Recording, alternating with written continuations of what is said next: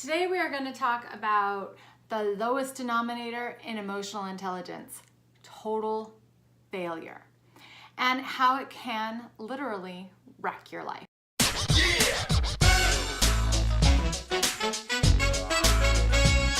This episode is going to be a little bit of a downer, but I have some good news. I have a book for you. Failure can make you feel like crap. It can really ruin your life. And so a couple of years back, I was part of a book called Failure, The Key to Success. And right before I was asked to write this book, I didn't know it was on the horizon. I literally was remembering like every single place in my life where I felt like I had failed. I was going through a divorce. I just felt like a failure all over the place. And it was literally crippling me. And I was in my closet and I was just screaming out to the Lord, like, what the And my friend called and she said, I had a dream. I want you to be a part of this book. It's due next week. You have to be in it. And I was like, So then I had to remember all the successes. In some places I felt like failure. You might feel like a failure too. And so we're gonna turn that around today in this segment of Your Own University TV. This is a really, really important topic. I think it's one that comes up a lot around the holidays, and I hope that it helps you be set free.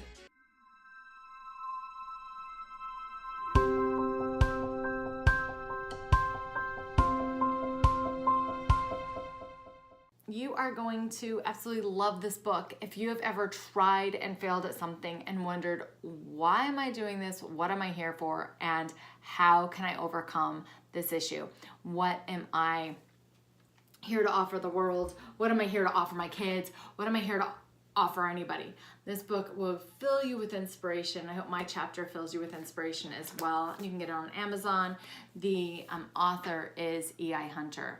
And so this is key number one for you. I'll put the link below. All right. So total failure on the emotional scale for kinesiology and other work is at the very bottom. It's when you're completely empty. You feel like there's nothing in the world that you can do. You aren't being controlled by others. You might even feel invisible at times. And a couple things mainly lead to total failure. And so this is from my heart and things that I've experienced, as well as from my clients and what they've experienced. So I'm just gonna read here what I wrote down a few weeks ago because it was quite brilliant. And the first one is that this is a low vibration. So adding any emotion, any vibration to this emotion is going to help you raise your vibration. I'm talking like you get pissed off at it, right? You let yourself feel anger. You let yourself feel hatred. You let yourself feel, right? Even trying to control the situation is going to help you overcome this feeling. Going out and being effective in the world or affecting the world in one way or the other. So I'm going to give you some things to help you overcome this feeling of, oh, it's hopeless, it's worthless, and I'm a total failure. Because this is the judgment, right? This is the hard Your Own University kind of judgment that I think we all have to go through, especially when you are a human and you're ambitious and you are creating your own stuff and you're doing your own things and you have dreams and you have goals and you want to go for it. Total failure is just part of that ambitious mentality. So it is one of the lowest vibrations. The second thing is when you lose money, when you go through a big loss. I know one time that I felt like a total failure. We had invested a large sum of money to us in a company, my ex-husband and I, and it went belly up. It went belly up and there was all this stuff and we just felt like we let ourselves and our friends down this road and we were like, oh my gosh, like we totally failed, and then we failed our friends, right? And it was horrible. It was horrible. And I remember just crying because I can feel it now, and it's been 10 years, like I just felt this absolute crippling, ineffective feeling. Another time that I felt this way around money is when you say you're an entrepreneur or you're a creator of something, and you create something and you put it out into the world and it doesn't go anywhere. It's a total flop. Maybe you even invest your money into it and your life savings into it, and it's a total flop. This happens over and over, especially for entrepreneurs. So if you're one of my entrepreneurs or coaching audience members, know that this is kind of normal, and learning how to navigate this total failure feeling is super important. The next way that we feel this is in loss of relationships. When we go through a divorce or we lose a job, we have this loss of relationship. This is a way that it can trigger this emotion of total failure. I'm not effective at anything. I can't do anything. And it hurts. It hurts. It doesn't have much courage. It doesn't have much movement. It's literally at the bottom. It's below shame and below guilt, right? Total failure is a judgment call on ourselves that is like below shame and below guilt, below controlling, and below hiding out in criminal acts and getting caught. It's like way down here, really far down here.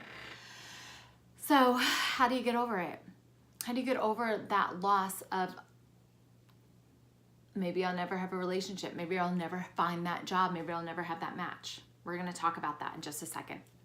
The last thing that this really shows up for is investing your time into something and it not working out, right? So we've all heard the story of Newton, and the light bulb, right? How do you have that tenacity to go forward and continuously invest yourself in something that your heart feels called to do, but you don't feel called to do? Like the world's not calling you to do, you're not seeing those results. How do you take that failure and turn it into something to learn from, and flip the switch?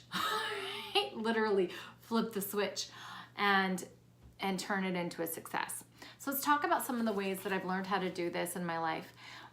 Some things that I overcame, and I talk about in the book, but for me, I had a lot of health issues, physical health issues, and I've overcome that. I've been very healthy, cancer-free for many years, because I've learned how to eat for me. And I've also learned how to eat and how to work out and stuff for me that doesn't make eating right and working out the whole focus of my life, right? There's balance there now. Another way is I used to have these massive PTSD episodes, and I don't have those episodes anymore. It's more of a way I can breathe, and I work into them and I work with them. So I have overcome the trauma of my childhood in a lot of ways, and that's a success in my life because it no longer hinders me from going to work or having relationships or being a good mom.